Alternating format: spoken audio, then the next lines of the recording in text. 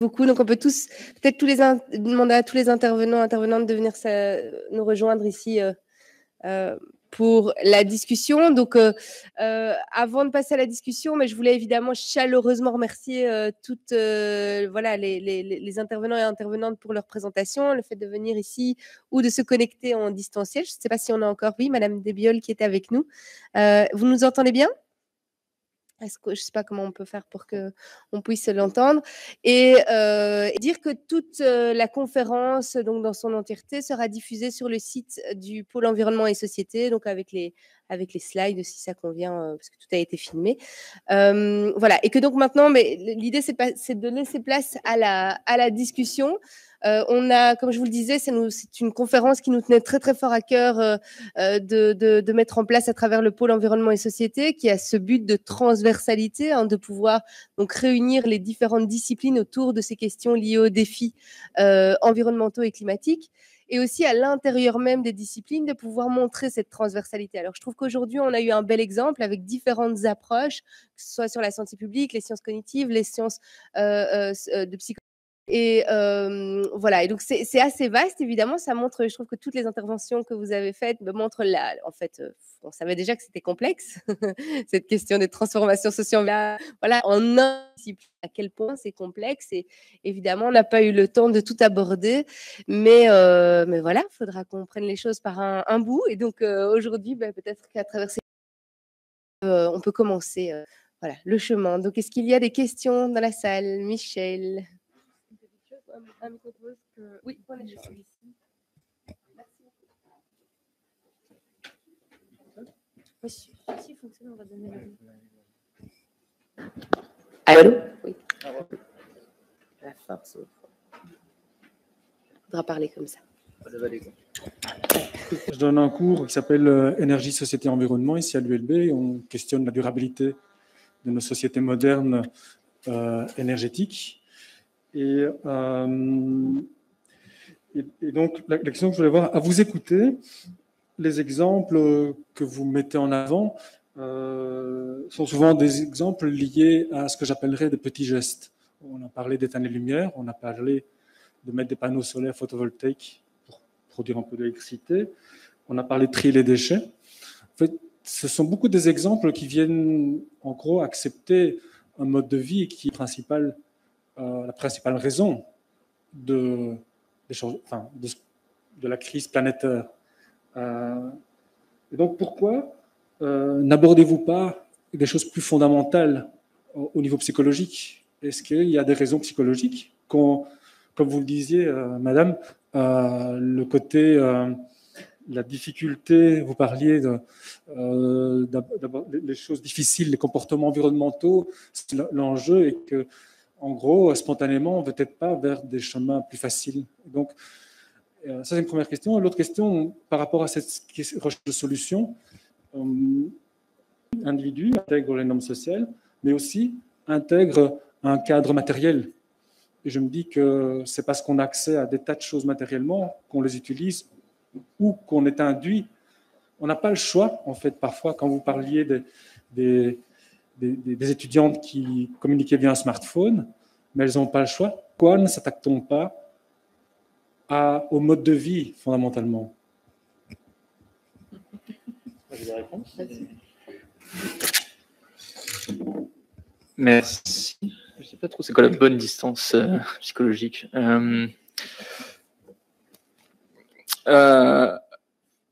Bon, déjà, il faudrait définir un petit peu ce que c'est les choix difficiles. Par exemple, on a un projet sur les questions d'habitat, d'habiter en périphérie. J'ai peut-être un biais politique, en fait. C'est-à-dire que quand on bosse sur les questions de sciences, de politique publique, il y a l'enjeu de savoir ce que le décideur ou décideuse est prête à faire et jusqu'où il est prêt à aller. Donc, on prenait l'exemple, par exemple, du label de réparabilité. Ça, on est sur le fait d'indiquer si un appareil est plus ou moins réparable. On se place dans un cadre d'action qui est assez particulier, quoi. Donc, je pense qu'il y a deux choses. Il y a déjà comment est-ce qu'on fait appel aux sciences du comportement et comment est-ce qu'on les mobilise. Et donc là, c'est quelque part des acteurs de la transition qui vont faire appel aux sciences du comportement. Et c'est un peu ce qu'on essaie de faire au Acte Lab, en fait, c'est de faire en sorte de trouver des moyens d'aller un peu plus loin que ce pour quoi on est contacté, ou en tout cas de montrer que ces approches-là peuvent être mobilisées pour deux types de pratiques ou deux types de comportements. Vous citiez les pratiques sociales. On bosse par exemple sur le sujet de la consommation d'eau avec un sociologue d'ailleurs de l'ULB, je crois, Grégoire Wallenborg, ça. Donc lui qui a cette approche très théorie des pratiques sociales. Donc on collabore là-dessus sur la question justement de la matérialité, notamment de la question des dispositifs de déconsommation d'eau. Donc pour moi, il n'y a pas de, enfin dans la question que vous posez, il y a quelque part la réponse, c'est-à-dire qu'il n'y a aucun obstacle d'aller sur ces questions-là. Et je pense que c'est ce vers quoi on essaie de se diriger, quoi. J'ai peut-être un élément de réponse. C'est vrai que ce que j'ai présenté, c'était des petits comportements, on va dire, même si certains sont plus difficiles à mettre en œuvre que d'autres. Mais parce que d'un point de vue de la psychologie, je me suis pas mal questionnée là-dessus. Il y a beaucoup d'articles dans les revues de psychologie sociale et environnementale qui, depuis les années 90, parlent de développement durable. Développement durable. Maintenant, ça a changé, c'est climatique, le terme. Mais voilà. Et finalement, ça titrait développement durable sans vraiment parler développement durable, mais en parlant de ces petits comportements. Donc, il y a vraiment un décalage entre les deux. Donc ça vous donne raison, effectivement, on va être beaucoup là-dessus. Après, on a fait un travail avec des collègues climatologues, justement, sur l'utilisation des pesticides par des agriculteurs en France et au Groenland. Et c'est avéré que on va pouvoir observer deux types de comportements face aux usages des pesticides qui vont entraîner vraiment des changements, soit de comportement, soit de pratique, qui sont importants et qui sont liés aussi à d'autres éléments que la vision que ces agriculteurs ont de l'environnement. C'est notamment ce qui va être important pour déterminer ce qui va les amener à changer, c'est leur vision du métier et l'avenir de leur métier. C'est-à-dire que s'ils considèrent que pour pouvoir avoir un avenir en tant qu'agriculteur, il faut changer, là, ils vont prendre le risque de changer complètement. C'est ce qu'on a appelé le changement structurel. C'est donc de, par exemple, passer vraiment à une agriculture bio, ce qui veut dire, c'est une transition qui prend plusieurs années, qui va demander énormément de changements, changement de matériel, changement de pratique, changement parfois même de type d'agriculture. Alors que simplement le fait de considérer que on peut continuer à vivre comme ça avec ce type d'agriculture. On va utiliser un peu moins de pesticides, mais on va continuer à en utiliser, ou alors pas les mêmes.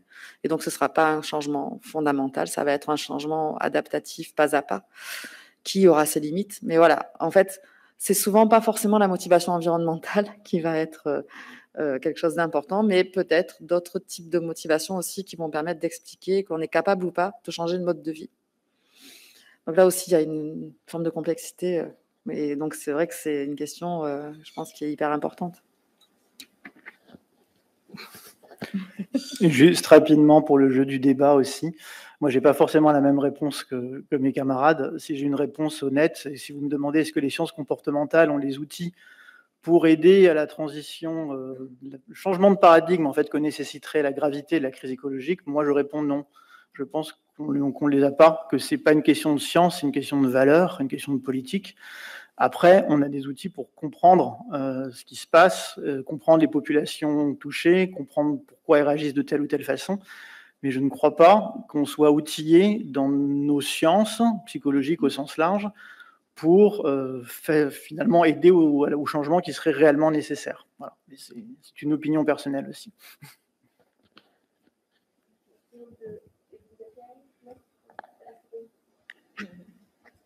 Merci. Oui, c'est une question dans le prolongement de celle de Michel Huard. En fait, je me disais, est-ce qu'on ne pourrait pas travailler davantage sur la psychologie des décideurs collectifs, puisque voilà, c'est dans le prolongement de ce qu'il a dit, parce qu'il y a des choses à dire là-dessus. Et une petite question, remarque par rapport au dernier exposé.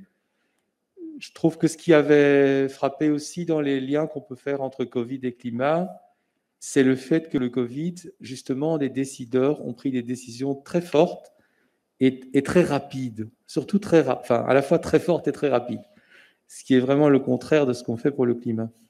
Et donc, j'imagine qu'il y a moyen aussi d'en tirer des leçons, mais c'est sans doute ces leçons, c'est sans doute de dire que dans ce cas-là, il y avait des impacts très visibles et des choses comme ça. Mais néanmoins, on a quand même mis en péril des valeurs économiques de court terme. Donc, il y a peut-être quelque chose pour aller plus loin là-dessus. Et alors, une dernière petite question, c'est que Thibaut Riesinger a dit, comme ça, comme une parenthèse, qu'il ne travaillait pas ou presque pas pour les entreprises privées. Et je voulais savoir si ça avait expliqué pourquoi. Voilà. Merci. Je me permets, comme il n'y a pas de question directement pour moi, je me permets de prendre la parole en premier. Par rapport à ta première question sur les décideurs, en fait, je n'ai pas de réponse directe, mais simplement pour recadrer un peu les choses, lors du lancement du programme Man and Biosphere qui a été lancé dans les années 70 au niveau international, il y avait vraiment l'idée de travailler donc sur les écosystèmes utilisés par l'homme. La première fois que vraiment on faisait appel aux sciences humaines dans l'étude des écosystèmes, et la présence humaine et l'action de l'homme a été vraiment déterminée par 3 types d'acteurs qui ont été vraiment définis comme ça à ce moment-là: les décideurs, les experts et le reste de la population, les usagers. Parce qu'effectivement, les décideurs, ce sont ceux qui ont le poids le plus important finalement sur les décisions qui vont concerner les écosystèmes. Les experts, ce sont ceux à partir desquels les décideurs prennent les décisions. Et puis, les usagers, par leur nombre, vont aussi avoir un impact important. Alors oui, je pense que ça fait partie toujours des problématiques à prendre en compte. Mais là, peut-être que Thibaut aura plus de réponses par rapport à ses travaux là-dessus. Mais du coup, voilà. Ça donne envie de débattre, la réponse que tu as donnée tout à l'heure, quoi. Je comprends qu'on puisse penser que ça ne soit pas le cas, et je pense que notre job, c'est d'essayer de réfléchir à est-ce que ça pourrait être le cas et comment ça pourrait se faire. Donc, c'est en tout cas la mission qu'on s'est un peu donnée, mais il n'est pas du tout exclu que tu aies raison à la fin. En tout cas, la question, c'est comment est-ce qu'on se donne tous les moyens de mettre à disposition en fait ces approches-là, ces connaissances, ces méthodes, pour tenter d'aller dans une démarche qui dépasse justement les éco-gestes que vous mentionniez, quoi. Donc, sur la question des décideurs, c'est extrêmement pertinent. On a mené un projet qui était une première partie de projet, disons, qu'on va essayer de continuer sur la question, je le disais tout à l'heure, des élus locaux en France sur les politiques d'adaptation, pour essayer de comprendre quelles étaient les difficultés que rencontraient. Alors, il y a toujours un point d'équilibre, c'est-à-dire que on ne peut pas non plus traiter ces acteurs-là de la même manière que d'autres, dans le sens où ils ont des responsabilités supplémentaires et que leur fonction et leur job, c'est justement d'endosser ces responsabilités. Il n'empêche qu'on peut également essayer de comprendre quelles sont les difficultés qu'ils rencontrent ou quels sont les obstacles qu'ils peuvent rencontrer à l'intention de changer, en sachant qu'une partie ont l'intention de le faire et d'autres, finalement, n'ont pas d'intention si forte que ça. Et pourraient même suivre le courant, si vous voulez, quoi. Donc là, je pense que sur ces questions-là, on a fait un premier travail dessus. Et on cherche à développer une continuité de ce travail-là, mais avec des personnes qui font de la sociologie des organisations ou des personnes qui ont une compétence en fait sur la question organisationnelle. Et donc ça, on essaie de petit à petit d'avancer sur ce sujet parce que ça semble absolument nécessaire. Après, savoir de quels décideurs on parle, parce que quand on parle d'élus locaux, ils sont également, alors en France, je ne sais pas comment ça se passe en Belgique, mais ils peuvent être également impliqués dans des conseils départementaux ou régionaux. Donc ça, c'est différentes échelles d'organisation. Et en France, c'est réparti par compétences. Donc, par exemple, la compétence transport se gère à un certain niveau, la compétence aménagement du territoire à un autre, tri des déchets à un autre, etc. Donc là, il y a une question de savoir, quand on parle de décideurs, en fait, de quel type de décideurs on parle. Et en fonction de ça, quelles sont les difficultés qui sont rencontrées, quoi. Mais c'est que je suis convaincu que ça doit être fait. Et en tout cas, on essaie d'aller dans cette direction.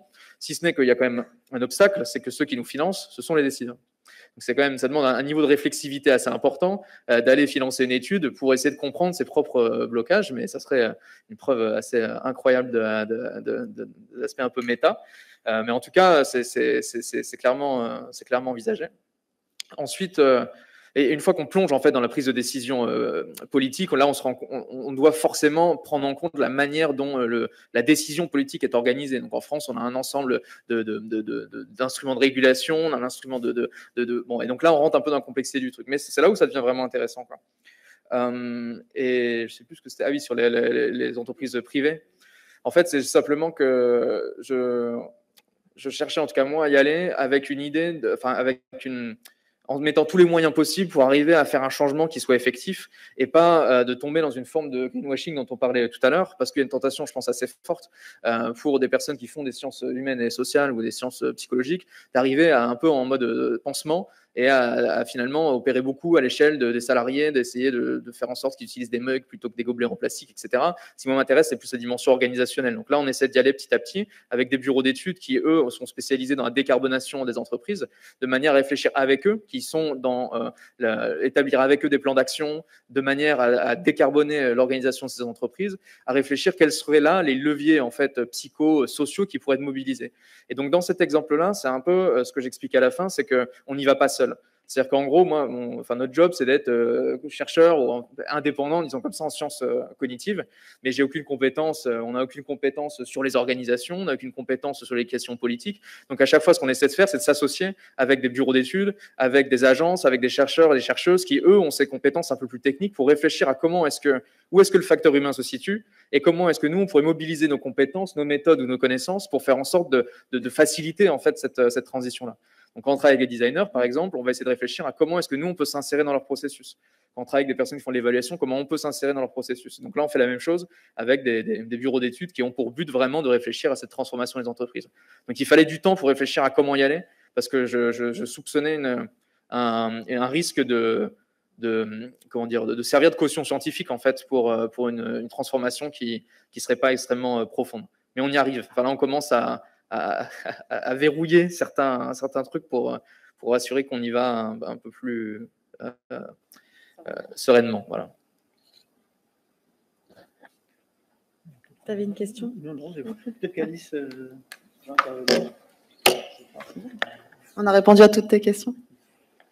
Je peux demander à Madame Dediol si elle veut intervenir. Alice, une intervention ou... Pardon, vous me parlez là, parce que j'entends tout le monde. On se demandait si vous aviez envie d'intervenir ou de réagir. Alors, comme j'ai entendu de loin la question, j'ai pas une très bonne acoustique.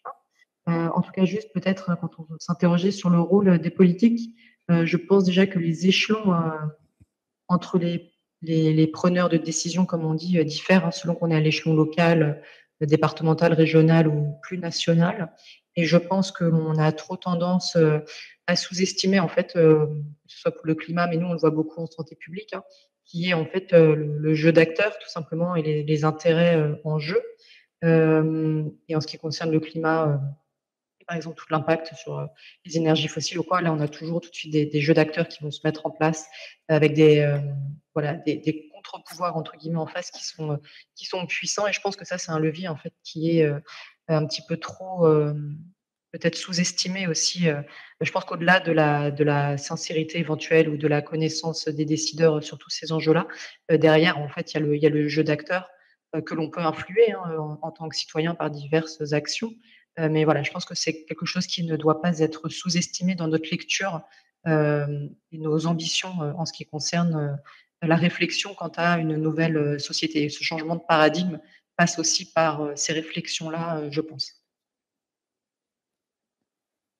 Si je peux ajouter quelque chose qui me vient à écouter notre déesse à tous, et par rapport à votre question, sur le niveau du jeu d'acteurs, en fait, on est en train d'essayer de développer un projet sur les interactions entre acteurs sur des thématiques spécifiques. J'évoquais par exemple la participation citoyenne. On a fait un travail avec une métropole sur la question d'arriver à co-construire entre différents types d'acteurs, que ce soit par exemple des producteurs ou des éleveurs de viande, des consommateurs, des intermédiaires, à réfléchir à comment est-ce que ces différents types d'acteurs pourraient arriver ensemble à réfléchir dans une dimension de négociation à un plan qui soit commun, de manière à aligner des intérêts ou des motivations, de dépasser certaines barrières, stéréotypes, inerties, etc.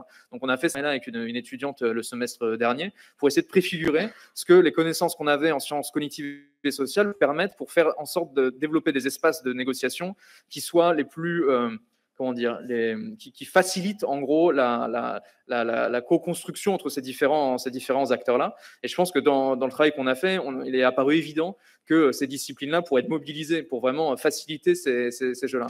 Pour le dire autrement, une concertation citoyenne, elle est pas mal évaluée sur à quel point est-ce que les gens qui ressortent sont contents la concertation et la difficulté de donner des objectifs qui sont précis, de les intégrer dans un plan d'action.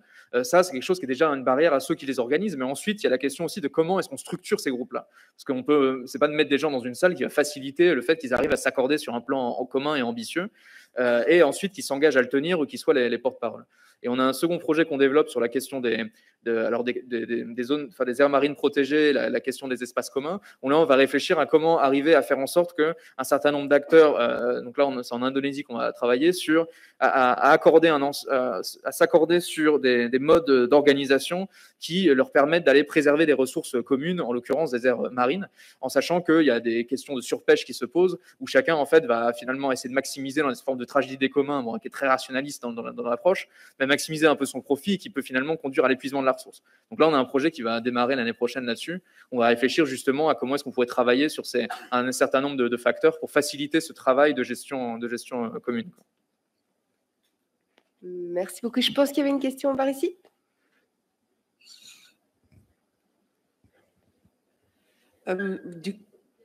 Ok. Vous disiez que justement, c'était peut-être la distance hypothétique qui avait le plus de pertinence justement pour changer les comportements. Et donc, je me demandais si vous aviez pu observer que la manière dont vous, explicitez le message aux citoyens, plus en se focalisant sur, par exemple, des actions d'adaptation et en mettant en avant les événements climatiques récents qui ont touché les citoyens, plutôt que plus sur des messages focalisés sur la mitigation et la réduction.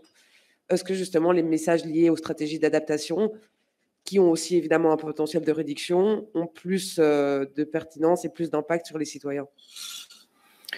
Alors, sur les événements récents, par exemple climatiques, je ne peux pas vous répondre parce que pour le coup, ce n'est pas des choses que l'on a testées et puis peut-être que ça va arriver dans les mois qui viennent dans la littérature, mais pour l'instant, on n'a pas ça. En revanche, on l'a sur des événements passés, effectivement, et dans le sens de ce que vous dites, c'est-à-dire et ça rejoint. Alors, pour le coup, il y a peut-être d'autres processus aussi. On sait qu'il y a des processus de projection de soi dans le futur qui sont plus efficaces lorsque c'est concret. Là aussi, lorsqu'on fait appel à des souvenirs concrets plutôt qu'à des dimensions abstraites.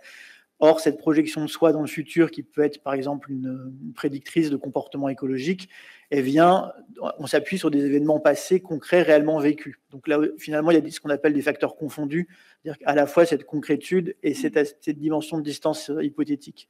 Après, ce qui serait intéressant, c'est de voir dans quelle mesure les événements récents, climatiques et du Covid s'associent à ça, mais pour le coup, il n'y a pas encore, à ma connaissance, d'études sur le sujet. Pardon. D'autres questions? Oui, par ici. Bonjour, je travaille un petit peu, je sais pas si ça va, c'est bon. Je travaille un petit peu sur tout ce qui est récit, narration dans les mouvements sociaux. Et donc, j'ai entendu le mot récit pendant une intervention et je voulais en savoir un peu plus sur ce que vous, en tant que psychologue, vous entendez par là et comment vous pourriez appliquer ça, par exemple, tout ce qui est vision du futur, des choses comme ça. Qui est-ce qui a utilisé le mot récit? Sur les récits scientifiques. Oui, c'est bien. Après, vous pouvez répondre aussi. Hein. En fait, l'idée du récit, c'est ce que j'évoquais dans le sens où la crise climatique aujourd'hui n'est pas une problématique scientifique. De nouveau, la science est actée, et bien connue et consensuelle. Donc, c'est la façon dont on va la raconter et dont elle est perçue qui peut avoir un impact. Et ça rejoint aussi la première question. On n'est plus finalement dans une conviction, on est dans un changement de paradigme et un changement de valeur. Alors, peut-être pour le coup, mettre un peu d'eau dans mon vin par rapport à ma première intervention, mais c'était un peu provocateur. Les sciences comportementales peuvent avoir justement un rôle à jouer dans le storytelling peut-être positif pour accompagner finalement ce récit scientifique, non pas pour le changer, mais pour qu'il soit mieux perçu. Donc c'est cette idée-là. Et c'est là où certains, alors pour le coup, je plagie Aurélien Barraud, que vous connaissez peut-être, hein, qui justement explique, lui, non, entre guillemets, nous on a fait notre taf, hein, voilà, les climatologues ont fait leur boulot, mais c'est peut-être dans le domaine, alors pas que des sciences du comportement, lui il évoque aussi par exemple les arts, Il dit que la projection finalement artistique, la projection figurée, la projection subjectives sont aussi des éléments importants pour permettre finalement ce changement de paradigme, qui est un changement de valeur et pas uniquement un changement de perception scientifique. Donc, par le récit, ça va être, oui, les sciences comportementales, mais aussi d'autres disciplines, peut-être extra-sciences, justement. En tout cas, là, je ne fais que reprendre ses propres propos. Alors, c'est pas vraiment sur le récit, mais bon, c'est pour alimenter un peu le débat. J'ai fait l'hypothèse, je vous ai présenté tout à l'heure le discours médiatique en disant c'est soit très centré sur les émotions, soit très rationnel, et finalement on est un peu les deux, et ça peut être intéressant d'avoir un mix des deux. On travaille donc cette année avec un étudiant sur une analyse de contenu des discours médiatiques pour justement voir quelle est la part des aspects émotionnels et des aspects rationnels dans les discours en général, en faisant l'hypothèse que dans les discours plutôt climato-sceptiques, on aura plus d'aspects émotionnels, et sur les aspects plus justement agir pour le climat, etc., ça sera plus des arguments rationnels qui seront évoqués. Ça, c'est l'hypothèse qu'on fait. On va voir ce que l'on va trouver. Et, donc, on travaille sur des discours médiatiques et aussi sur les réseaux sociaux numériques, comment les gens parlent autour de ces questions-là en fonction des groupes auxquels ils appartiennent.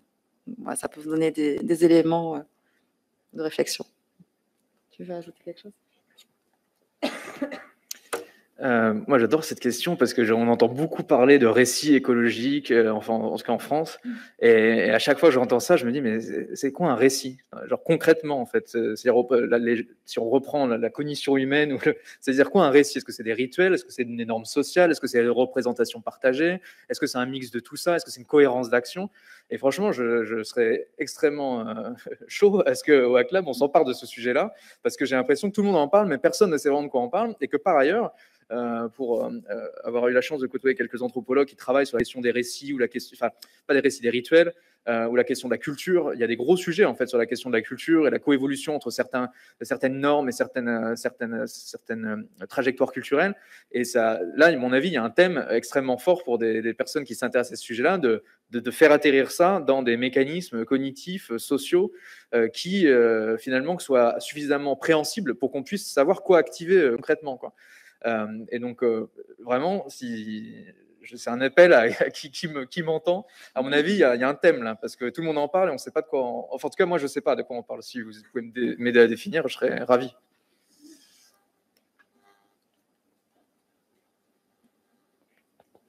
Tu n'auras pas la définition. Non, mais il y a une thèse. Il y a une carrière. Est-ce qu'il y a d'autres questions dans la salle? Non, moi j'avais une... Ah, Michel, oui, vas-y. Non, vas-y. Merci. Je ne vais pas monopoliser, mais s'il n'y a pas d'autres questions. Je suis en train de lire Sébastien Boller. Je trouve ça passionnant dans la manière dont il présente comment notre cerveau fonctionne et un peu comment est-ce qu'il guide inconsciemment certains moments. Alors, je ne sais pas si vous partagez un peu son approche, ou si vous êtes critique par rapport à son approche. Moi, personnellement, je suis critique, mais il faudra en débattre directement avec lui, ce qui devrait peut-être arriver. Donc, je ne sais pas si je pourrais parler de son livre à sa place, mais l'idée, c'est qu'on puisse partir de structures cérébrales, des fonctions qu'elles ont pu jouer dans notre évolution pour tenter d'expliquer un certain nombre de comportements ou de trajectoires macroscopiques. Et donc, cette idée, par exemple, qu'il y aurait une forme de maximisation du plaisir qui serait incarnée, là, en l'occurrence, dans une structure particulière, qui serait une structure subcorticale, en particulier le striatum, et encore plus incarnée par un neurotransmetteur qui serait la dopamine. Donc, l'idée étant qu'une grande partie de ce qu'on fait pourrait être motivée par une quête du plaisir, une maximisation du plaisir, ce qui pourrait expliquer des comportements de consommation, etc. Bon, là, je disais, quand on discutait avec les neurosciences, je trouvais n'avait pas forcément beaucoup de choses à apporter à ces questions-là. Je pense que sur ce thème, en tout cas la manière dont elle est abordée, ça me paraît pas pertinent. En revanche, il y a une question vraiment de savoir comment sortir des laboratoires des questions sur la sur la maximisation du plaisir, parce qu'on voit par exemple que la valeur qu'on va accorder à certains objets va dépendre du contexte dans lequel on se place ou des options de choix qu'on peut avoir. Et donc typiquement, si on est dans un monde où l'iPhone ou une autre marque n'est absolument pas valorisée, l'attachement que vous aurez à cet objet ou la valeur que vous lui accorderez sera totalement différente. Et donc on voit bien que il y a une construction de valeur qui est faite, et donc cette construction de valeur-là, on peut rattacher en effet une forme de maximisation du plaisir, certes, mais qui est aussi extrêmement socialement construite. Et en fait, ça se rapproche pas mal à ce que les économistes appelaient la maximisation d'utilité. Donc en gros, tout pouvait être incarné par cette idée qu'on maximise une utilité quelle qu'elle soit. Donc ça peut être le statut social, ça peut être notre bonheur, ça pourrait être, etc. Et il y a une forme d'absence de performance, enfin, il y a une forme de circularité ou d'infalsifiabilité avec cette approche-là, c'est que tout peut être utilité ou tout peut être présenté comme une forme d'utilité qu'on va maximiser, et au final, ça devient absolument creux comme concept. Et je trouve qu'on tombe un peu dans cette approche-là, c'est qu'en effet, on pourrait totalement tout présenter nos comportements comme des maximisations de quelque chose et lier ça à une structure. Là, le lien ne me semble pas hyper pertinent et assez réducteur, mais je ne vois pas exactement ce que ça peut apporter. Et d'ailleurs, si vous avez l'occasion de lire son second livre, ça pourrait être intéressant de voir comment est-ce que, avec une approche qui est différente, il explique des mêmes comportements de manière un petit peu différente, voire paradoxale.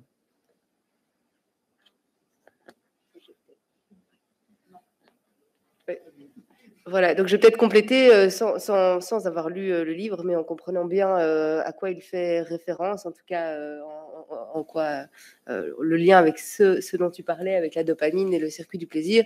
Et donc de se dire que par rapport à ça, moi j'avais un avis un petit peu plus nuancé, donc c'est-à-dire que l'idée que les neurosciences peuvent apporter quelque chose dans les interactions que les différentes régions cérébrales ont entre elles, dans la capacité aussi de la plasticité cérébrale, c'est-à-dire le cerveau qui va avoir cette capacité de sous l'effet des apprentissages, d'être transformé, de sortir des automatismes via, donc dans ces circuits, il y a beaucoup d'automatismes liés à la récompense et d'essayer d'en sortir avec toute une série de mécanismes. Mais c'est très, très clairement complexe et très clairement de la recherche à l'intérieur même du champ de la psychologie transdisciplinaire. Et donc, en tout cas, on faisait le parallèle tout à l'heure avec la neuroéducation, cette idée qu'à partir de la connaissance des structures cérébrales qui sous-tendent les apprentissages, par exemple de la lecture, on pourrait appliquer des mesures pour la pédagogie dans les milieux scolaires. On est très très loin d'une capacité de pouvoir faire ce pas de l'un à l'autre, et ici c'est très probablement la même chose, c'est-à-dire qu'il y a un certain nombre de connaissances qu'on peut extraire des neurosciences, mais de là à faire un pas direct sur l'application de ces connaissances pour la transition, c'est pas demain qu'on va pouvoir le faire. Mais par contre, je veux faire un petit lien avec une question que moi j'avais, qui concerne la sobriété. Donc voilà, plus on s'informe et plus quand même on se rend compte qu'il est fortement probable que on ne puisse pas résoudre la transition sans passer par une certaine forme de sobriété. Et cette sobriété semble assez éloignée, en tout cas par rapport à votre présentation ou encore la tienne Thibaut, des incitants, que ce soit du plaisir ou qui permettent le changement des comportements. Et donc je voulais un petit peu voir avec vous ce que vous en pensiez et ce que nous disait la recherche par rapport à ça.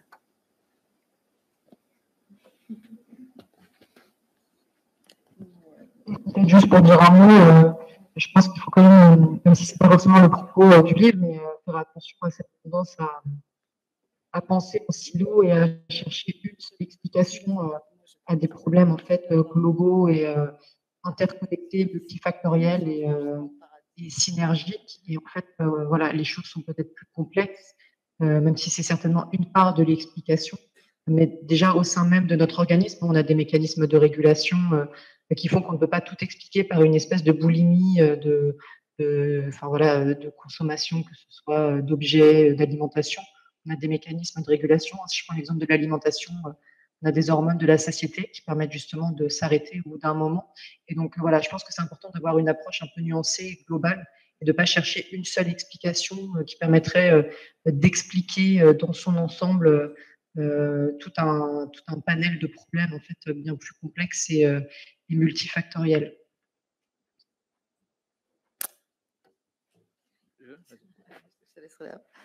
Après, par rapport à ce que j'ai évoqué tout à l'heure, on a effectivement la sobriété et l'écologie.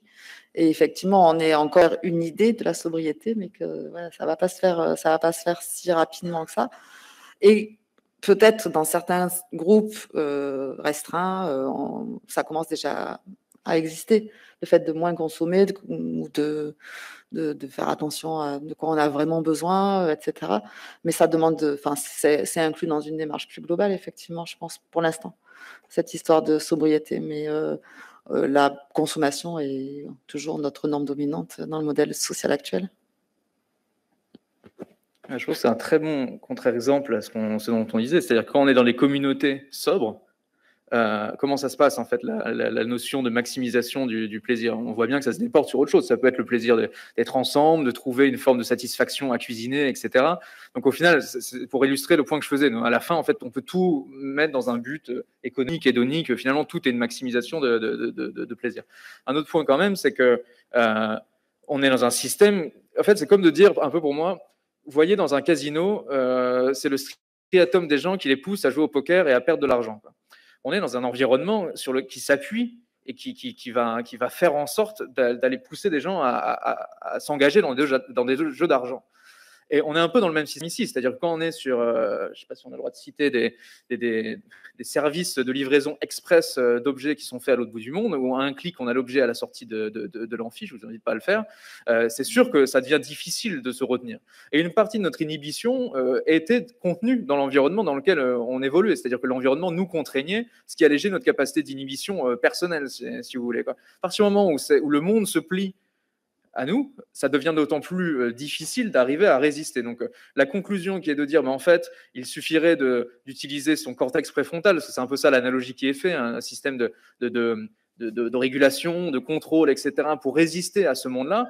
Une autre manière de présenter, c'est peut-être de changer cet environnement-là pour qu'il se plie moins à nos désirs, mais qu'il nous contrôle un peu plus, quoi.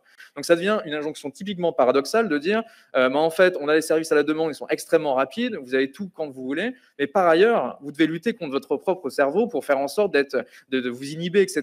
Faites de la méditation, on voit bien que... Donc, c'est là où il y a un sujet, c'est-à-dire qu'on pourrait tirer ce fil, qui est un fil intéressant à tirer, mais la conclusion, moi, que j'aurais, elle serait différente, elle serait plus sur le contexte dans lequel on est, plutôt que le cerveau dans lequel on... Et moi, je précisais tout à l'heure que je n'avais pas lu son livre, par contre, j'ai entendu ses interventions, pas mal. Et il y a un sujet quand même en termes de vulgarisation et d'échange entre sciences cognitives et acteurs de la transition, c'est la question de savoir comment est-ce qu'on véhicule ces connaissances de manière à pousser l'action ou à favoriser l'action. Et moi, je me demande si ce discours-là, il n'est pas un discours qui va pousser vers une forme de déterminisme, plutôt qu'une forme de critique ou vers une forme d'aller trouver des solutions qui soient qui soient efficaces. Donc je pense que ça, c'est autre chose qu'on n'a pas mentionné, mais en tant que scientifique, on se doit aussi de réfléchir, pas uniquement au fait de transmettre des connaissances, mais à comment elles vont être reçues et ce que ça va provoquer derrière. Donc là, on est typiquement dans une éthique qui n'est pas une éthique uniquement de la recherche, mais de la communication des résultats. Et donc là, il y a une question fondamentale qui se pose clairement, quoi. Merci beaucoup. Voilà, donc on est arrivé, on a épuisé le temps. On vous remercie. Donc je remercie chaleureusement les intervenants et intervenantes pour leur présentation, leur participation. Merci beaucoup à Alice Desbioles qui est restée avec nous toute la soirée connectée à distance. Merci beaucoup pour ça. Et puis merci à toutes les personnes qui se sont connectées aussi à distance pour écouter la conférence et aux personnes qui étaient présentes ce soir. Et je remercie également Edwin Zakai pour avoir aidé à la création de cette conférence aujourd'hui et aux personnes qui nous ont assistés dans la technique. Très bonne soirée à tout le monde.